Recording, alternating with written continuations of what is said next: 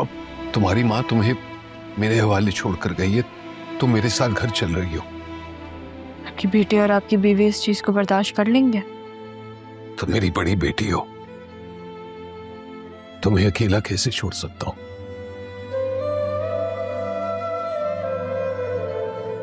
जैसे आपने मुझे और मेरी माँ को छोड़ा था।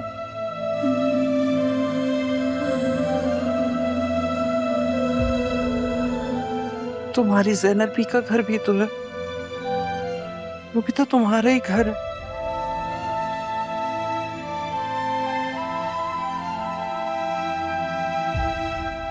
जिसके दरवाजे हमेशा तुम्हारे लिए खुले हैं।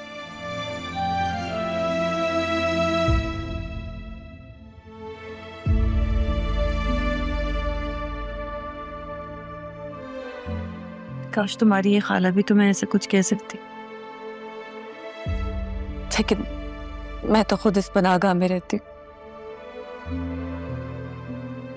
तुम जानती हो रहा,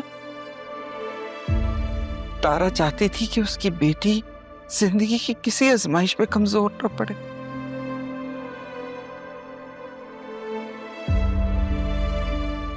इसलिए बेटा तुम्हें इस आजमाइश पे पूरा उतर।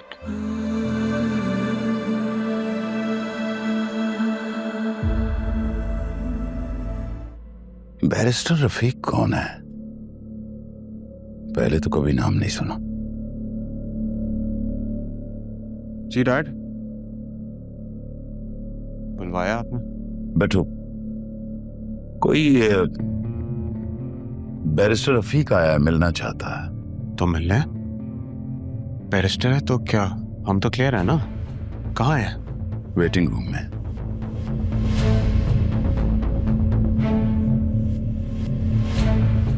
May I come in, please? Yes, come in.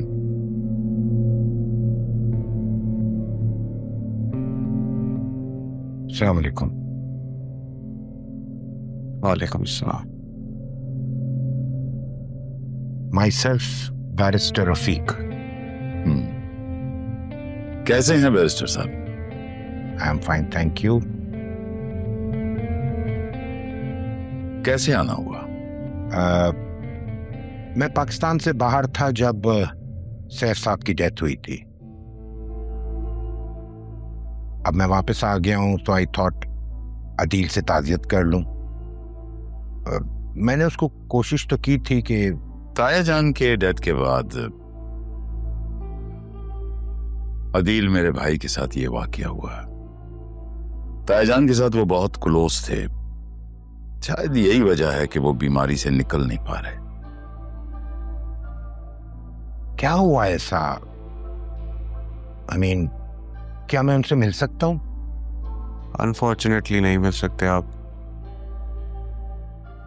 Actually doctors ने उनको स्पेशल केयर में रखा हुआ। आपकी तारीफ। जी, मेरा नाम ज़ारिउन वसीम है। मैं अदील साहब की साहबजादी का शौहर हूँ, बतूल। एक्चुअली उनकी तबीयत खराब होने की वजह से हम ही लुक आफ्टर कर रहे हैं उनके बिजनेस को इस वक्त।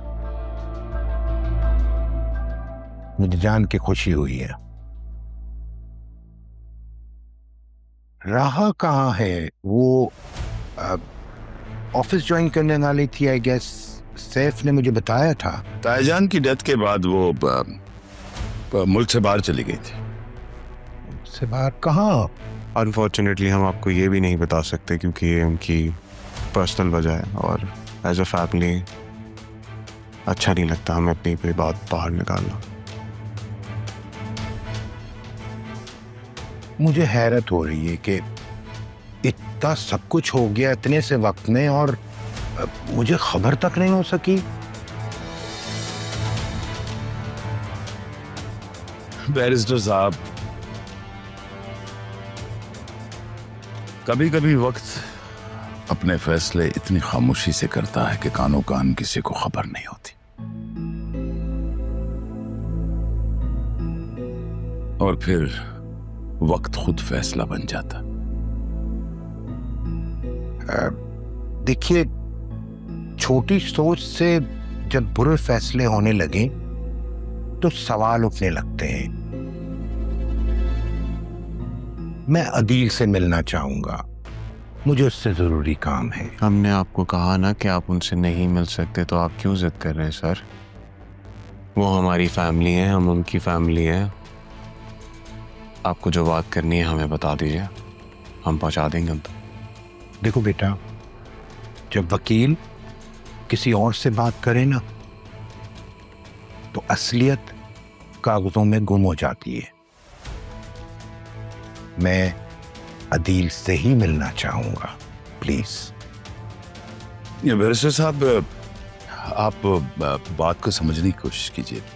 मैंने कहा ना आपसे, उनकी तबीयत ठीक होती है तो मैं खुद उनसे कहूंगा कि आप उनसे मिलना चाहते हैं। ठीक है, जैसे आप मुनासिब समझे, मैं चलूंगा।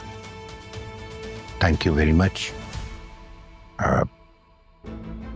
Thank you.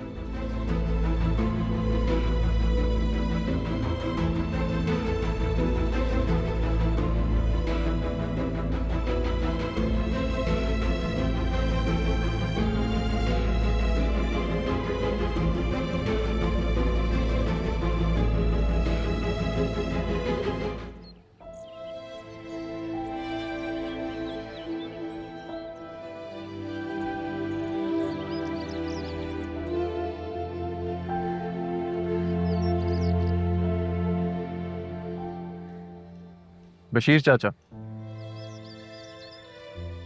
बेटा अरमान, कैसे हो आप? यहाँ कहाँ? बस यहाँ रास्ते से गुजर रहा था, गाड़ी देखी तो रुक गया। कभी मैं भी इसी गाड़ी का ड्राइवर हुआ करता था। वाह, अब देखो खुदा ने आपको कहाँ से कहाँ पहुँचा दी।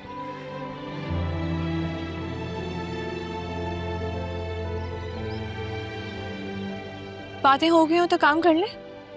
बस 5 मिनट बेटा। तुम यहाँ क्या कर रहे हो? बस अभी ने यही बता रहा था, मैं गुजर रहा था, गाड़ी को देख के रुक गया। वो प्रॉब्लम हो गई बेटा, मैं मैकेनिक को कॉल करने लगा हूँ। तब तक मैं क्या करूँगी? पापा को क्लिनिक से लेने जाना है, तबीयत ठीक नहीं है उनकी, ऑफिस भी आना जाना करना था, इस गाड़ी ने भी यही खराब होना था। मैं छोड़ देता हूँ, वैसे भी मैं ऑफिस के रास्ते से गुजर रहा था। मैं मैनेज कर लूँगी, थैंक यू। इसमें थैंक यू की क्या बात है? मैंने कहा ना, मैं आपको ड्रॉप कर दूंगा। वैसे भी ये जगह सेफ नहीं है। बेटा अरमान सही कह रहे हैं, आप चली जाएं, शाम ढल रही है। आपका ऑफिस यहाँ से 5 मिनट दूर है, I'll drop you। वैसे भी मैं एहसान फरामोश नहीं हूँ कि मोहसिनों की बेटी को इस तरह बीच सड़क में अकेला देखूं और मुंह मोड़ लूं। प्लीज। गाड़ी ठीक हो जाए तो मुझे कॉल कर दीजिएगा।